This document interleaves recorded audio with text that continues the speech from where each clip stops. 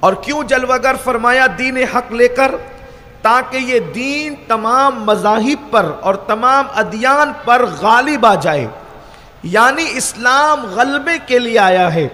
اور الحمدللہ پوری دنیا کے اندر ایک بڑی تعداد مسلمانوں کی ہے، اور آج جتنی تعداد ہے انشاءاللہ آنے والے کل میں اس سے بڑھ کر تعداد ہوگی، اس کے بعد اس سے بڑھ کر تعداد ہوگی، اور دنیا ایک دن دیکھے گی قیامت سے پہلے پوری زمین کے اوپر صرف اور صرف محمد الرسول اللہ کہنے والے نظر آئیں گے، میرے آقا صلی اللہ علیہ وآلہ وسلم کے پیارے دیوانوں۔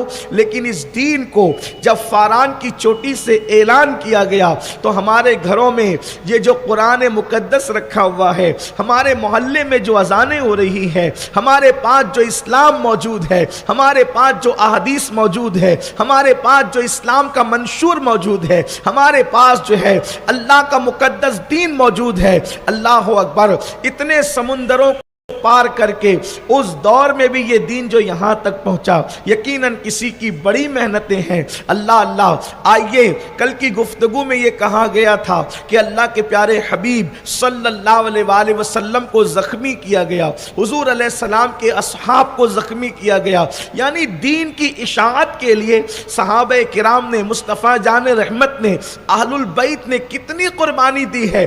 آئیے آج اس کا ایک مختصر سا خاکہ پھر پیش کرتے ہیں تاکہ آپ کو پتا چلے۔ اللہ اکبر، دراصل آج ہمارے نوجوان نماز آسانی سے اس لیے چھوڑ دیتے ہیں کہ ان کو رسول اللہ کی اور اصحاب رسول اور اہل بیت رسول کی محنتوں کا اندازہ نہیں ہے۔ کچھ لوگوں کے دل و دماغ میں یہی چلتا رہتا ہے کہ اللہ کے رسول علیہ السلام نے چاند کے ٹکڑے کیے اور پوری دنیا مسلمان ہو گئی، سورج پلٹا اور پوری دنیا مسلمان ہو گئی۔ یاد رکھنا میری قوم کے جوانوں، چاند کے ٹکڑے ہونا حق ہے، سورج کا پلٹنا حق ہے، جابر کے بچوں کا زندہ ہونا حق ہے، اور پھر جو ہے بکری کا زندہ ہونا حق ہے، کنکریوں کا کلمہ پڑھانا حق ہے۔ یہ سب چیزیں بالکل سچائی ہے، لیکن ان چیزوں کو دیکھ کر تو مکے کے گنڈوں نے کہا تھا کہ یہ جادو ہے۔ جس کو دیکھ کر لوگ مسلمان ہوئے تھے وہ حضور علیہ السلام کی محنتیں ہیں، وہ حضور علیہ السلام کی کاوشیں ہیں۔ آئیے آپ کو بتاؤں، اللہ کے حبیب صلی اللہ علیہ وآلہ وسلم نے جب نبوت کا اعلان کیا تو لوگوں کے گھر گھر جاتے تھے۔ اللہ کے رسول علیہ الصلوۃ والتسلیم حضرت سیدنا خالد ابن ولید رضی اللہ تعالیٰ عنہ فرماتے ہیں، میرے گھر اللہ کے حبیب علیہ السلام کئی مرتبہ تشریف لائے، اور جب بھی حضور میرے گھر آتے تو میں ان کو اتنا ستاتا، اتنا ستانے کی انتہا کر دیتا کہ اگلے دن وہ تشریف نہ لائیں، اس لیے کہ اللہ اکبر میں یہ چاہتا تھا کہ وہ میرے گھر نہ آئیں۔ اللہ اللہ، لیکن خالد کہتے ہیں میں ستا کر کے تھک جاتا، یہ سوچ کر کے کل وہ نہیں آنا چاہیے، مگر اللہ کے رسول علیہ السلام اگلے دن پھر تشریف لاتے تھے۔ اللہ اکبر، حضور علیہ السلام سے محبت کا دعویٰ کر کے دین سے دور رہ کر زندگی گزارنے والوں، میری قوم کے جوانوں، آئیے اب ذرا دھڑکتے ہوئے دل سے اپنے نبی نے کتنی قربانیاں دی ہے اس راستے میں، اس کی ایک جھلک سن لو۔ اللہ اکبر، اللہ اکبر۔ حضرت سیدنا عبداللہ ابن عباس رضی اللہ تعالیٰ عنہ ارشاد فرماتے ہیں کہ اللہ کے رسول صلی اللہ علیہ وآلہ وسلم جو ہے حرم مکہ میں یعنی مطاف کعبہ میں، صحن کعبہ میں نماز پڑھنے کے لیے آتے ہیں، اور آنے کے بعد عرب کے کچھ لوگ، قریش کے کچھ لوگ حضور علیہ الصلوۃ والتسلیم کے گلے میں جو ہے وہ چادر کا فندہ بنا کر کے ڈالتے ہیں، اس حالت میں کہ اللہ کے رسول صلی اللہ علیہ وآلہ وسلم حالت نماز میں ہے، اور پھر اس چادر کو اس طرح سے تنگ کیا جاتا ہے کہ حضور علیہ السلام کے گلا شریف، جو حضور علیہ السلام کا جو مبارک گلا ہے اس کو جو ہے وہ تنگ کیا جاتا ہے، بتقاضۂ بشریت باہر کی سانس باہر کی طرف اور اندر کی سانس اندر کی طرف رک جاتی ہے۔ اللہ اکبر، یہ کیفیت ہوتی ہے۔ ذرا سوچو تو صحیح، ہندوستان کے اس ماحول میں اگر ہم لوگ ایئرپورٹ پر یا جو ہے وہ ریلوے اسٹیشن پر نماز پڑھ رہے ہوں تو ہندوستان کے ہمارے جو برادران وطن ہے جو مسلمان نہیں ہیں، اگر کوئی آگے سے گزرتا ہے تو اس کو کہتے ہیں دیکھتا نہیں کہ یہ نماز پڑھ رہے ہیں، یعنی کہ ہمارے ملک میں نماز پڑھنے والے کو ابھی بھی عزت کی نگاہ سے دیکھا جاتا ہے۔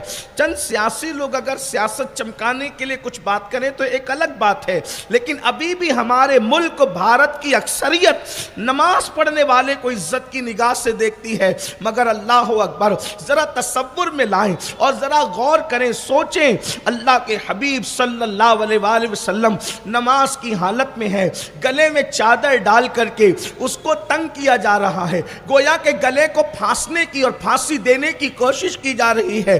جب اللہ اکبر یہ کیفیت تھی اور حضور حالت نماز میں ہے، اپنا دفاع بھی نہیں کر رہے ہیں، ایسے میں میرے آقا علیہ الصلوۃ والتسلیم کے یار افضل البشر بعد الانبیاء بالتحقیق سیدنا ابو بکر صدیق آتے ہیں اور یہ منظر دیکھتے ہیں اور دیکھنے کے بعد چیخ پڑتے ہیں اور فرماتے ہیں نادانو، جو شخص تمہیں جنت کی طرف بلاتا ہے، جو شخص کہتا ہے کہ اللہ ایک ہے وحدہ لا شریک ہے، حق کی طرف تمہیں بلاتا ہے، تم اس کے ساتھ یہ سلوک کرتے ہو۔ اور اس کے بعد صدیق اکبر رضی اللہ تعالیٰ عنہ وہ چادر کو جو ہے وہ پھر کھولتے ہیں۔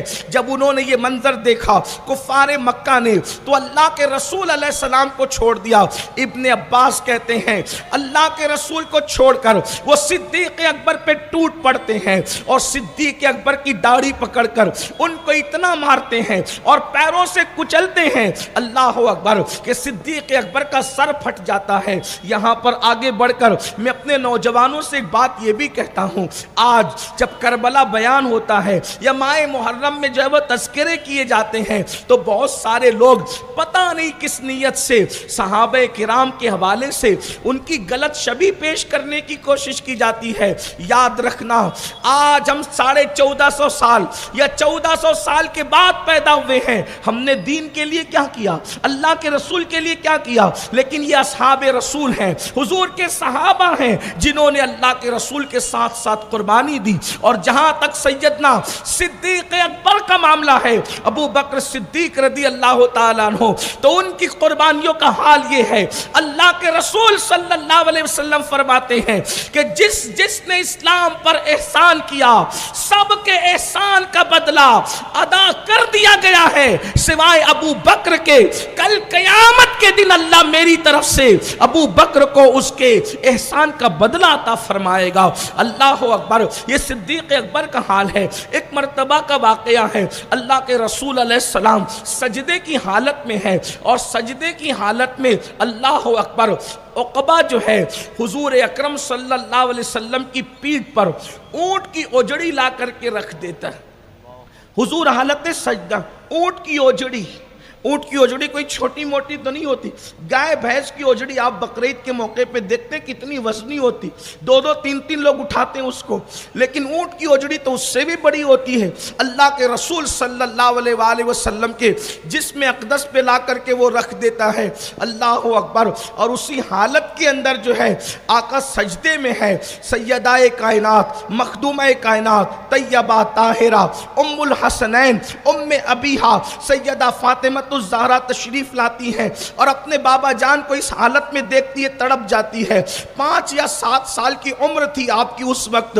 اللہ اکبر، ننھے ہاتھوں سے اونٹ کی اوجڑی کو کھینچنے کی کوشش کی اور جب وہ گرانے میں کامیاب ہو گئی، جب گرا دیا تو اللہ کے رسول علیہ الصلوۃ والتسلیم سے عرض کی بابا جان ان کے لیے ہلاکت کی اور تباہی کی دعا فرما دیں۔ اللہ کے رسول نے دعا کی، اللہم اہدی قومی فإنہ لا یعلمون، اے اللہ میری قوم کو ہدایت عطا فرما، یہ نہیں جانتے۔ آقا علیہ الصلوۃ والتسلیم کس طرح امتحان دے رہے ہیں، کیسی تکلیفوں سے گزر رہے ہیں۔ آج کوئی دین کی بات کرنے آتا ہے، کم سے کم لوگ اس کی عزت کرتے ہیں، اس کو چائے پیش کرتے ہیں، کھانا پیش کرتے ہیں۔ ابھی آپ دیکھیں ایسی بارش ہو رہی ہے، آپ بھیگ رہے ہیں، لیکن میں دین کی بات کر رہا ہوں۔ اللہ تعالیٰ میرے شہر کے ہر فرد کو بہتر جزا دے اس کی۔ کوئی اٹھ کے جانے کے لیے تیار نہیں ہے، حالانکہ دین کی بات ہو رہی ہے، بارش ہو رہی ہے، رات کا وقت ہے، ادھر آپ بھیگ رہے ہیں، ادھر خواتین بھیگ رہی ہیں، کسی کو بھیگنے کا احساس نہیں ہے، دین کی محبت میں سب بیٹھے ہوئے ہیں۔ آپ اندازہ تو کرو، آج دین کی بات کرنے والے سے لوگ اتنا پیار کرتے، عزت کرتے ہیں، مگر اللہ اکبر وہ دن بھی لوگوں کو یاد ہے جب اللہ کے رسول دین کی بات کرتے تھے۔ اس وقت تو پتھروں کی برسات ہوتی تھی، کفار کے میلے میں جا کر اللہ کے رسول علیہ السلام دین کی بات کرتے تھے، حج کے موسم میں حضور دین کی بات کرتے تھے تو مکے کے گنڈے پیچھے پیچھے پھرتے تھے اور کہتے تھے ان کی بات نہ سنو، یہ جھوٹ بول رہے ہیں معاذ اللہ، ان کی بات نہ سنو، یہ غلط بات کر رہے ہیں معاذ اللہ۔ اور پھر جب لوگ ان کی بات سنتے تو وہ اللہ کے رسول پہ پتھروں کی برسات کر دیتے۔ آئیے اللہ کے حبیب علیہ السلام نے غلبہ دین کے لیے کیا قربانی دی ہے، ایک بات پیش کر کے میں اپنی گفتگو کو آج کے حوالے سے مکمل کروں، اس لیے کہ بارش بھی ہے اور میں بہت دیر تک کے آپ کا امتحان نہیں لینا چاہتا، لیکن صرف اپنے جوانوں سے چاہتا ہوں محسوس کرو یہ جو بار بار بات ہوتی ہے کربلا میں امام کیوں گئے، تو اس کی کڑیاں ہم جوڑ رہے کہ کیوں گئے، اپنے نانا کی محنتیں، اللہ اکبر، اس لیے کہ وفادار اولاد اپنے باپ کی محنتوں کو فراموش نہیں کرتی، وفادار اولاد اپنے باپ کی محنتوں کو نہیں بھولتی۔ اللہ اکبر، اللہ اکبر۔ میرے آقا علیہ الصلوۃ والتسلیم مکے میں اللہ کے دین کی خدمت کر رہے ہیں اور پھر مکے کے لوگ جمع ہوتے ہیں اور جمع ہونے کے بعد کہتے ہیں کہ یہ کسی طرح سے رکنے کو تیار نہیں ہے، یہ کسی طرح سے رکنے کو تیار نہیں ہے۔ تو کسی نے کہا ایک کام کرو، محمد عربی کی 2 بیٹیاں وہ ابو لہب کے 2 بیٹوں کے نکاح میں ہیں، یعنی حضور علیہ السلام کی 2 بیٹیاں حضرت سیدہ رقیہ اور سیدہ ام کلثوم، یہ حضور علیہ السلام کی شہزادیاں، ابو لہب کے 2 بیٹے ان کے نکاح میں تھی، یعنی بہو تھی ابو لہب کی۔ تو کہا کہ ایک کام کرو، محمد کی بیٹیوں کو طلاق دلوا دو، جس وقت ان کی بیٹیاں طلاق پا کر کے گھر جا کر کے بیٹھے گی تب محمد عربی کبھی دین کی خدمت کے لیے باہر نہیں نکلیں گے۔ مسلمانوں، تم اپنے نبی سے پیار کرتے ہو، اپنے نبی سے محبت کرتے ہو، لیکن میں ایک بات کہتا ہوں، اگر جوان بیٹی گھر میں بیٹھی ہو اس کو رشتے نہیں آتے تو ماں باپ کی نیند اڑ جاتی ہے، ماں باپ سوتے نہیں ہیں، بستر پہ کروٹیں بدلتے ہیں۔ کواری بیٹیاں اگر گھر میں ہو تو ماں باپ کی نیند اڑ جاتی ہے، لیکن اللہ کسی باپ کو وہ دن نہ دکھائے اگر طلاق شدہ بیٹی طلاق پا کر جوان کسی باپ کے گھر میں آتی ہے تو وہ سینے پہ پہاڑ کی طرح بوجھ لگتی ہے۔ مسلمانوں، وہ دن بھی اللہ کے رسول نے دیکھا ہے۔ اللہ کے دین کے غلبے کے لیے حضور علیہ الصلوۃ والتسلیم کو یہ صدمہ بھی مکے والوں نے پہنچایا کہ حضور کی 2 شہزادیوں کو طلاق دے دیا گیا اور حضور علیہ السلام کی شہزادیاں گھر آ گئی۔ میں نے یہ طلاق کے واقعات جو ہے وہ حضور کی شہزادیوں کو کیوں اور کس طرح طلاق دیا بڑی تفصیل کے ساتھ میں نے کہیں پر پہلے بیان کر دیا ہے، ابھی میں اس کی تفصیل میں نہیں جاؤں گا۔ البتہ اللہ کے رسول کو قلب اطہر مصطفیٰ صلی اللہ علیہ وآلہ وسلم کو کتنی تکلیف پہنچی ہوگی اس کا اندازہ آپ کر سکتے ہیں۔ میرے پیارے آقا صلی اللہ علیہ وآلہ وسلم کے پیارے دیوانوں، اسی پہ بس نہیں، اللہ اکبر، اب مصطفیٰ جان رحمت صلی اللہ علیہ وآلہ وسلم نے محسوس کیا مکے والے بات نہیں مانتے، ادھر مکے والے ضد پر اڑے ہوئے ہیں، سب مل جل کر کے آتے ہیں اور کہتے کام کرتے ہیں کہ ان کے چچا کے پاس چلتے ہیں اور جا کر ان کے چچا سے کہتے ہیں کہ ان محمد عربی کو ہمارے حوالے کر دو، یا کم سے کم ان کو منع کر دو کہ وہ کام نہ کرے، اگر وہ کام اگر ایسا کرتے ہیں ہم انہیں قتل کر دیں گے، مار ڈالیں گے۔ اور پھر انہوں نے ایک بات کہی کہ ٹھیک ہے، نئے دین سے اگر وہ یہ چاہتے ہیں کہ کسی لڑکی سے شادی کریں تو ہم جس خوبصورت لڑکی پر وہ ہاتھ رکھ دیں گے ایسی عرب کی سب سے 10 خوبصورت لڑکیاں ان کے نکاح میں دینے کے لیے تیار ہے۔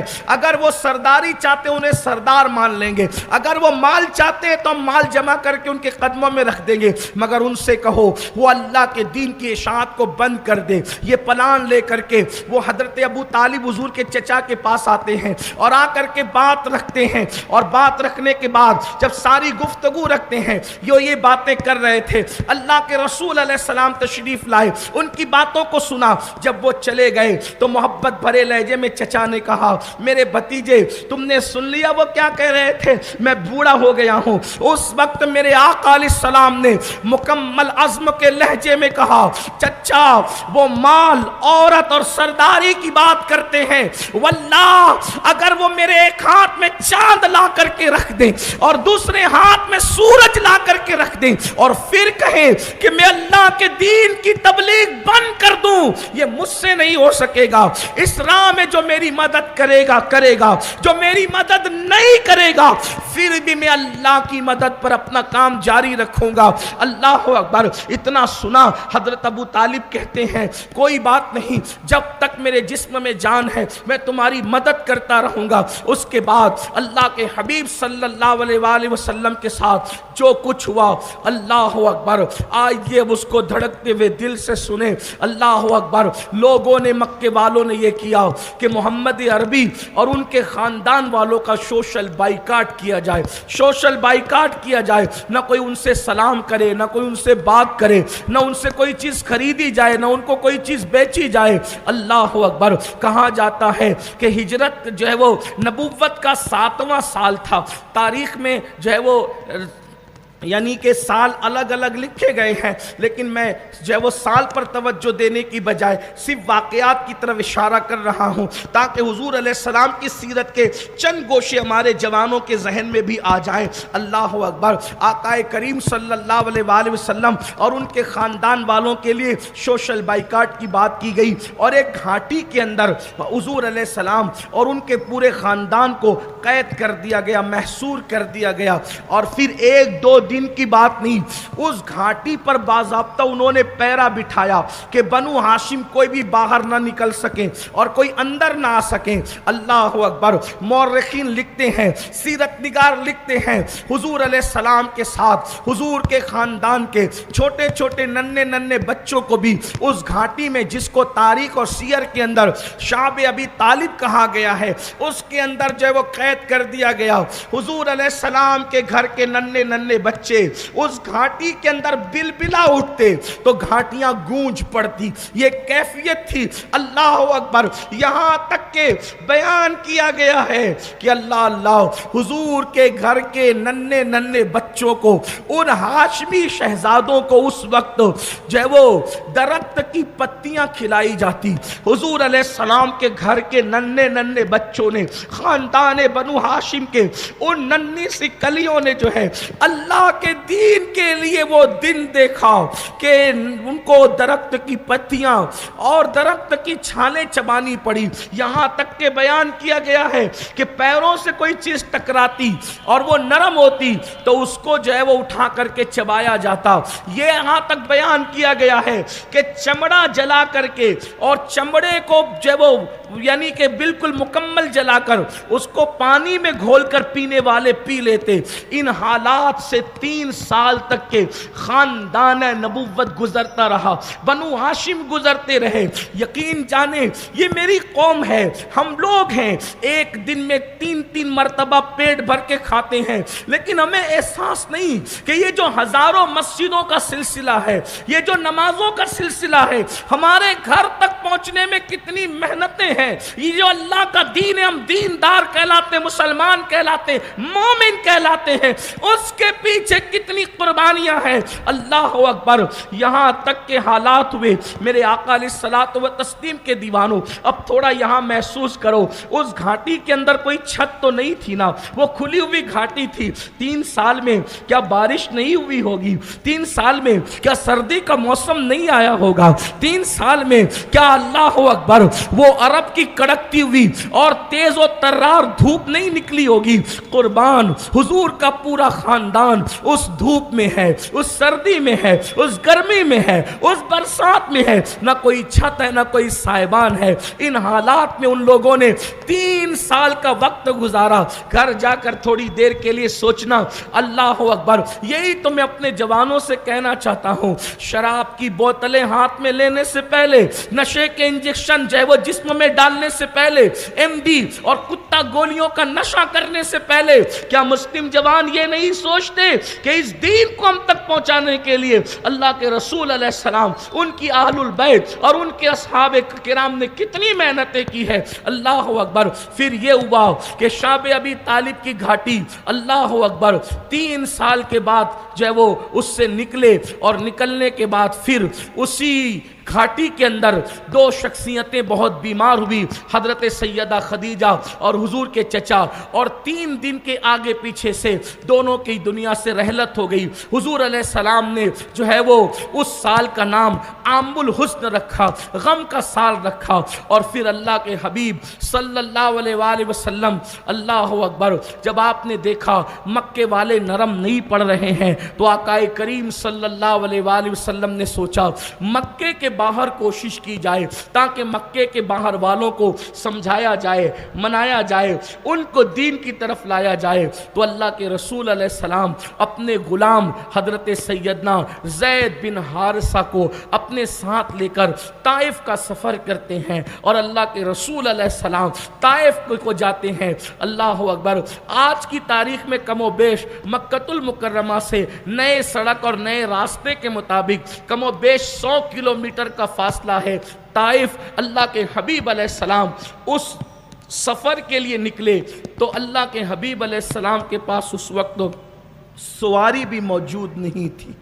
آقا کریم صلی اللہ علیہ وآلہ وسلم نے دشوار گزار وادی اور گھاٹیوں سے وہ سفر پیدل طے کیا، پا پیادہ طے کیا۔ اللہ اکبر، سروے نمبر 10 سے گولڈن نگر پیدل آنے والوں کا کیا حال ہوتا ہے، اور یہاں سے ہزار کھولی گولڈن نگر سے ہزار کھولی جانے پر پیدل جانے والوں کا کیا حال ہوتا ہے۔ لیکن سوچو، یہ اپنے نبی کی محنت ہے، مصطفیٰ جان رحمت کی محنت ہے۔ آج ہم لوگ روٹی کپڑا مکان میں الجھے ہوئے ہیں، آج ہم اپنی مصروفیات میں الجھے ہوئے ہیں۔ ہم نے کبھی بیٹھ کے نہیں سوچا حضور علیہ السلام نے یہ دین جو ہم نے پیٹ کے پیچھے ڈال رکھا ہے اس کے لیے کتنی محنت کی ہے۔ کتنی آسانی سے ہم کہتے ہیں مولانا نماز کو ٹائم نہیں ملتا، داڑھی رکھیں گے تو کیسے لگیں گے، دین پہ عمل کریں گے تو لوگ ملا کہیں گے۔ میرے بھائی، اس دین کو ہم تک پہنچانے کے لیے اپنے نبی کی سید العالمین کی محنتیں تو ذرا غور کرو۔ حضور علیہ السلام پا پیادہ یعنی پیدل مکۃ المکرمہ سے سفر کرتے ہیں، کہاں؟ طائف کی طرف۔ تنہا حضور کے ایک غلام حضرت زید بن حارثہ ساتھ میں ہے، اور جب وہاں پہنچے تو طائف کے سرداروں کو جمع کیا اور جمع کر کے کہا کہ اللہ نے نبوت عطا کی محمد الرسول اللہ صلی اللہ علیہ وآلہ وسلم کو، سو تم ان پر ایمان لاؤ۔ وہ ایک خدا کی طرف بلاتے، پاک دامنی کی طرف بلاتے، نماز کی طرف بلاتے ہیں، اسی طرح صلہ رحمی کی طرف بلاتے ہیں، اچھے اخلاق کی طرف بلاتے ہیں۔ آقا کریم صلی اللہ علیہ وسلم نے یہ جب دعوت پیش فرمائی، ان ظالموں کا جواب کیا تھا؟ نقل کفر کفر نہ باشد۔ میں ان کے جملے نقل کر رہا ہوں بطور مفہوم۔ انہوں نے کہا اچھا، اللہ کو نبوت دینے کے لیے تم جیسا ہی شخص ملا تھا؟ معاذ اللہ، کیا عرب کے سردار نہ ملے تھے؟ اس طرح کی بات ان ظالموں نے کی۔ اگر وہ یہ بات کرتے تو یہ بات ہی کچھ کم کمینگی کی بات نہ تھی، یہ بات ہی کچھ کمینے پن کی بات نہ تھی۔ اتنی بڑی ہستی جو سر سے لے کر پیر تک، اللہ اکبر، جان شرافت، شان شرافت، کان شرافت، اللہ رب العزت نے جس کو اتنے مرتبے کا حامل بنا کر کے بھیجا ہو، ایسی ہستی کے بارے میں یہ گندے جملے کہ آپ ہی ملے تھے اللہ کو رسول بنانے کے لیے؟ معاذ اللہ، عرب کے سردار نہ ملے تھے؟ استغفر اللہ، العیاذ باللہ۔ حالانکہ حضور علیہ السلام کا خاندان مکۃ المکرمہ میں سب سے انفرادیت رکھتا ہے۔ اللہ اکبر، بنو ہاشم ہر اعتبار سے جو ہے وہ پورے مکے میں بنی، بلکہ پورے عرب کے اندر جو ہے اپنا ایک مقام، مرتبہ، شان و شوکت رکھتے تھے۔ اللہ اکبر، حضور علیہ السلام کے جو ہے وہ پردادا جناب ہاشم کو ہاشم اس لیے کہتے ہیں کہ وہ لوگوں کو اونٹ ذبح کر کے اور اس میں ٹکڑے بھگو کر کے یعنی سرید بنا کر کے قحط کے دور میں لوگوں کو کھلاتے تھے۔ اس کھلانے کی وجہ سے لوگوں نے آپ کو ہاشم کہا تھا۔ آپ عرب کے سردار تھے، آپ کے بعد حضور کے دادا حضرت عبد المطلب عرب کے سردار تھے، یعنی یہ خاندان سرداروں کا خاندان تھا۔ اس کے باوجود بھی ان بدبختوں نے اس طرح کی گستاخی کی۔ اتنی یہی جملہ کم تو نہ تھا، یہ بڑا گندا اور غلیظ اور بدترین جملہ تھا۔ اسی گستاخی پر انہوں نے بس نہیں کیا، بلکہ اپنے غلاموں کو، لڑکوں کو اکٹھا جمع کیا اور جمع کر کے کہا کہ یہ جب تک بستی سے باہر نہ نکلے ان کے پیچھے چلاتے رہو، غلط نعرے لگاتے رہو۔ اب وہ غلط نعرے کیا تھے اب میں اس کو بیان نہ کروں، لیکن جو غلط نعرے لگاتے رہو اور پتھر مارتے رہو۔ اللہ اکبر، ام المومنین سیدہ طیبہ طاہرہ عائشہ عائشہ صدیقہ رضی اللہ تعالیٰ عنہ نے پوچھا یا رسول اللہ صلی اللہ علیہ وآلہ وسلم آپ کی زندگی کا سب سے مشکل ترین دن کون سا ہے، سب سے مشکل دن آپ کی زندگی میں کون سا آیا ہے؟ تو میرے آقا صلی اللہ علیہ وآلہ وسلم نے فرمایا عائشہ طائف کے دن جتنی مجھے مشکلات تھی اتنا مشکل دن میری زندگی میں کبھی نہیں آیا، میری زندگی کا سب سے مشکل ترین دن تھا طائف کا دن۔ ان کے بارے میں سیرت نگار لکھتے ہیں کہ طائف کا دن کتنا مشکل ترین دن تھا۔ حضور اکیلے ہیں اور ایک غلام ساتھ میں ہے اور حضور علیہ السلام جا رہے ہیں اور حضور علیہ السلام کے آگے پیچھے قطار لگی ہوئی ہے، قطار آگے سے پیچھے تک، اور وہ حضور علیہ السلام پر پتھر مارتے ہیں، پتھر برساتے ہیں۔ سیرت نگار لکھتے ہیں وجود ناس خون میں لت پت ہو گیا اور پورا وجود جبہ شریف لباس اقدس خون میں بھر گیا، حتیٰ کہ نالین شریف خون سے بھر گئی۔ میں بھی یہی سوچتا تھا کہ خون سے بھر گئی، لیکن جب میں نے اپنی جماعت کے ایک عظیم سیرت نگار کو پڑھا تو مجھے یہاں تک پتہ چلا کہ خون اتنا جم گیا تھا کہ جب وضو کرنے کے لیے نالین شریف سے پیر باہر کیے گئے تو اللہ اکبر خون جو ہے وہ اس نالین کے اندر جم چکا تھا، اور جب نالین سے پیر باہر کیے گئے تو جس طریقے سے کوئی چیز چپکتی ہے کسی کے اندر، یہ کیفیت اور یہ حالات پیدا ہوئے۔ اللہ اکبر۔ اسی پر بس نہیں، آقا کریم صلی اللہ علیہ وسلم کے غلاموں سیرت نگار لکھتے ہیں جب حضور علیہ السلام جو ہے وہ خون میں لہو لہان ہو کر کے بیٹھ گئے تو دونوں طرف سے ہاتھ پکڑ کر ان ظالموں نے حضور کو اٹھایا اور اٹھا کر کے حضور کی پنڈلیوں پر، پنڈلی سمجھتے پنڈلیوں پر، وہ حصہ جہاں پر ہمارا گوشت نہیں ہوتا، ہڈی ہوتی ہے، یہاں تھوڑی سی چوٹ لگ جائے تو کتنی بے چینی اور بے قراری ہوتی ہے۔ اللہ کے حبیب کو دونوں ہاتھ پکڑ کے اٹھایا اور اٹھا کر کے حضور علیہ السلام کی پنڈلیوں پہ پتھر مارے۔ اللہ کے رسول علیہ الصلوۃ والتسلیم کی پنڈلیوں